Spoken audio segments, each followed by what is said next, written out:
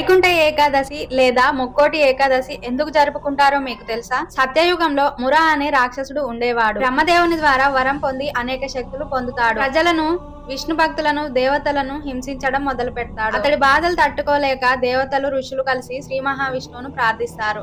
అప్పుడు శ్రీ మహావిష్ణువు వాళ్ళ బాధను చూసి మురతో యుద్ధం చేయడానికి సిద్ధమవుతాడు. యుద్ధం చేస్తాడు. ఈ యుద్ధం 1000 సంవత్సరాలు జరిగింది. ఈ యుద్ధంలో మహావిష్ణువు అలసిపోవటం జరిగింది. అలసట తీర్చుకునేందుకు విష్ణుమూర్తి గుహలో విశ్రాంతి తీసుకోవటం జరిగింది. విష్ణుమూర్తి విశ్రమించిన సమయంలో ఆయన్ని సంహరిద్దామని మురాసురుడు ప్రయత్నించగా విష్ణుమూర్తి శరీరం నుంచి మహా తేజస్సుతో కూడి ఉన్న యోగమాయ అనే కన్య ఉద్భవించింది. ఆ రాక్షసుని సంహరించింది.